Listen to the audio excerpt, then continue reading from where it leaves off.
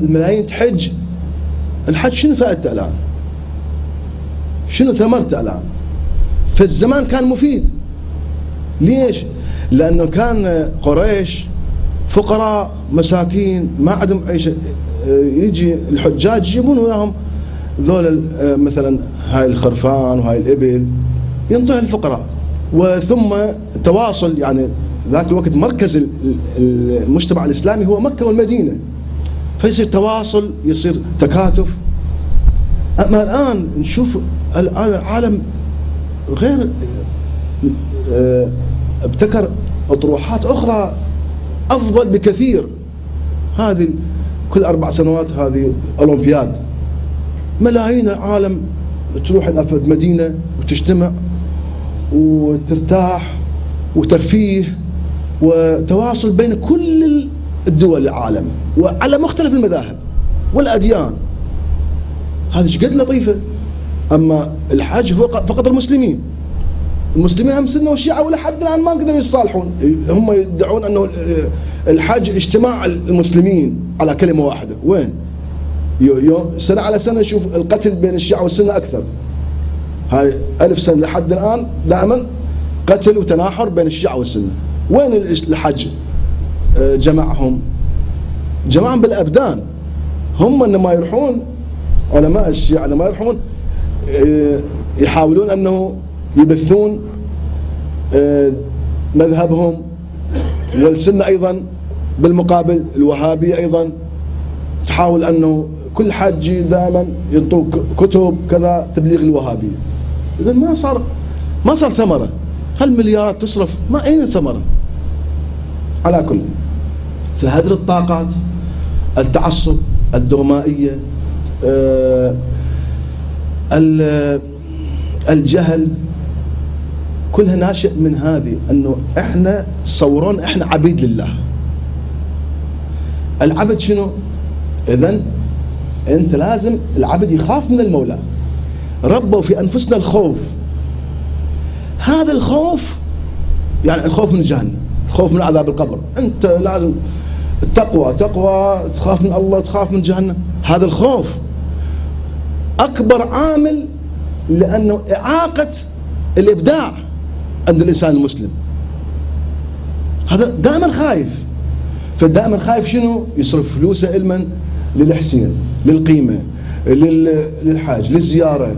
خايف لأنه عذاب القبر، لأنه عنده هواي معاصي. فشنو؟ بالزيارة تروح المعاصي، فيصرف فلوسه بالزيارة، يصرف فلوسه بالحاج، يصرف فلوسه للخمس. إذا أنت ما تخمس فلوسك حرام، أكلك حرام، أولادك حرام. فتخويف، كله تخويف. فلازم يعطي خمس، لازم يروح يزور، لازم يروح حج. فكلها استنزاف للطاقات، والمنصب في صالح رجال الدين، المؤسسة الدينية.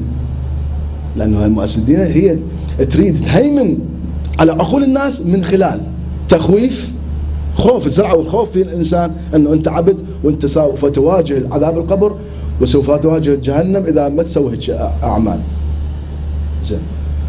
الآن نجي شوف قد رؤية سلبية، شوف قد بها آثار سلبية هاي الرؤية الإسلامية التقليدية.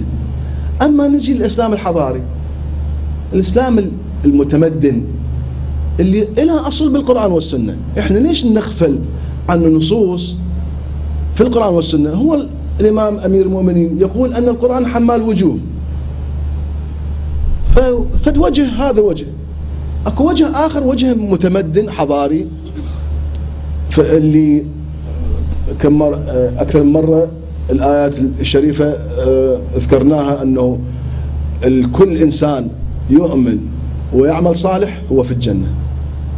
إن الذين آمنوا والذين هادوا والنصارى والصابئين من آمن بالله وعمل صالحا فلهم أجرهم عند ربهم ولا خوف عليهم ولا هم يحزنون. هاي ليش من نتمسك بهذه الآيات؟ فإذا كان اليهودي والصابئي إذا كان خوش إنسان في الجنة، فبطريق أولى السني والشيعي. فعلى شنو هالتناحر؟ إحنا لازم نفتش عن الإنسان الطيب، الإنسان الصالح، وندعو الإنسان يكون صالح. بينما رجال الدين دائما الشيعة يدعون الناس يروحون ملايين يصرفون، يروحون للغرب والإفريقيا يدعون الناس للتشيع. أنا أقول أنتم يا رجال الدين أنتم خلوا الناس الشيعة كل واحد كل مؤسسة دينية تهتم بأتباعها، تخلق منهم إنسان صالح. إحنا ما نحتاج واحد يجي مثلا يصير سني يصير شيعي أو الشيعي يصير سني، وهذا بناهم هذا فد انتصار عظيم. هو هذا الشيعي يسوي خوش آدمي. ليش هذا الشيعي دائما يكذب ويسرق ويختلس وما يلتزم بالقانون كذا؟ كل الآثام العالم كلها عنده وفقط مكيف أنه شيعي وأنه سوف يشفع له الحسين يوم القيامة.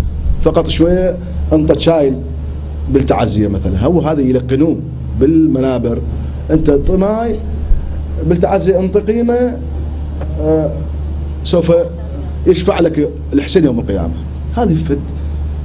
على كل هذه الإسلام الحضاري على باختصار، لأنه تجاوزنا الوقت. باختصار بالنسبة للعالم اشرحنا الإسلام الحضاري يرى يعني الإسلام اللي احنا والعرفاء مدرسة العرفاء يتبنون هذا الإسلام الحضاري. بالنسبة للكون والعالم كما قلنا الإنسان ليس مركز الكون، ولكنه عنده قدرة أن يسخر العالم، مو الله سخر له. شوف وايد فرق. ذولاك يقول الله سخر لك، صار الله خادم إلك. احنا شو نقول؟ نقول الإنسان هو عنده قدرة يسخر الكون، هو يغير الطبيعة، عنده جاذبية، هو استخدم القوانين وخلق أنتج طائرة وصاروخ تغلب على القوانين الطبيعة. فالإنسان هو يسخر الطبيعة. هذا معنى شنو؟ معناته الإنسان هو يغير الطبيعة. أما في الرؤية القديمة لا، الإنسان القديم الإنسان المتدين القديم فقط كان جالس وينظر ويتفرج على الكون، ما له حق أنه يغير.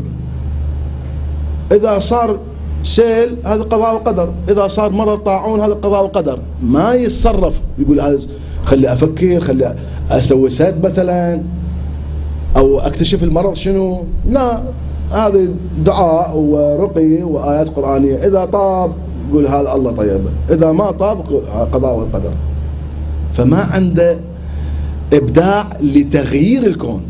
الإنسان المعاصر الرؤية الحداثية رؤيتنا الدينية أن الإنسان هو يسخر الكون. هذا بالنسبة للفرع الأول. الثاني بالنسبة للمجتمع أن الإنسان ليس عنده قيمة لكونه مسلما. في الرؤية السائدة الإسلامية كنا بوصفه مسلما إلى قيمة، وإذا مو مسلم هو أنعام ودواب ويجب أن يقتل. أما في رؤيتنا الإنسان له قيمة ذاتية لأنه إنسان، لمجرد كونه إنسان إلى قيمة ذاتية، سواء كان صالح أو طالح. إذا صالح بعد أفضل لأنه قيمة اكتسابية، قلنا أنه قيمة هناك قيم اكتسابية. هذه تتوالم، هذه الرؤية تتوالم مع حقوق الإنسان. يعني إحنا عندنا مجتمعنا إحنا يجب أن نحترم الإنسان العراقي لكونه إنسان. بعد هذا سني، هذا شيعي، هذا شبكي، هذا كردي، هذا عربي، هذا مسيحي. هذه الرؤية هي التي يجب أن نعمل عليها، ليست الرؤية القديمة. الرؤية القديمة هي مثار الطائفية، هي مثار الخلاف بين المسلمين والمسيحيين، بين السنة والشيعة، لأنه السنة يقول ذولا الشيعة مشركين يجب نقتلهم. هاي الرؤية الدينية، هذه تقييم الإنسان بأشياء خارج عن ذات الإنسان، هذه مصدر البلاء. زين، هذه بالنسبة أما الفرع الأخير وأختم الكلام، رؤية الإنسان بالنسبة لنفسه. أنت شو تحدد نفسك؟ هذه هواية مهمة أرجو الالتفات إليها. قلنا بالرؤية القديمة والسائدة هاي الإنسان عبد، وشفنا ايش قد عنده مآسي وتترتب عليها. أما إحنا نظرتنا شنو؟ نظرتنا الإنسان حر مو عبد. الإنسان خليفة الله، الإنسان نائب عن الله. يعني كلنا عندنا مصادر، يعني القرآن يقول خليفة الله. ليش إحنا نقول عبد الله؟ هو خليفة الله. الخليفة يختلف عن العبد. العبد ما عنده أي حق أنه يعمل إلا بأمر مولاه، يقول له فلان شيء يأمر وينهى، خلص يحدد له قوانين. أما النائب، نائب الله، خليفة الله، أنت عندك محل، لما تخلي صانع تحدد له هذا السعر، هذا البدلة، هذا الحذاء، هذا الثلاجة، كذا وكذا، كله تحدد الأسعار وتروح.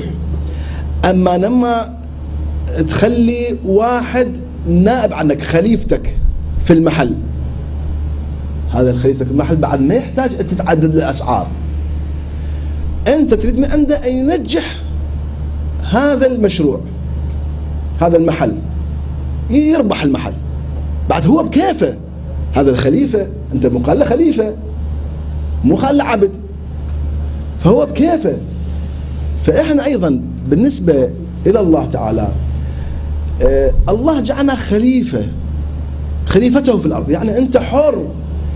هذا يعني شنو؟ أنت ابدع، أنت لا تلتزم بالرؤية القديمة، بالأحكام القديمة، بالشريعة القديمة. أنت ابتكر قوانين توالمك، أنت ابتكر رؤية للعالم.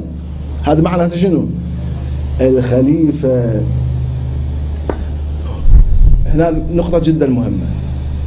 الخليفة الله يعني هو الله، يعني الإنسان، كل إنسان يحمل الألوهية في قلبه، يحمل بذرة الألوهية. هذا ايش قد رؤية عظيمة.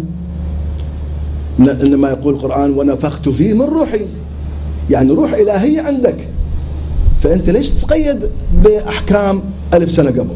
أنت ابدع. هذه الرؤية هي التي يجب علينا أن نضعها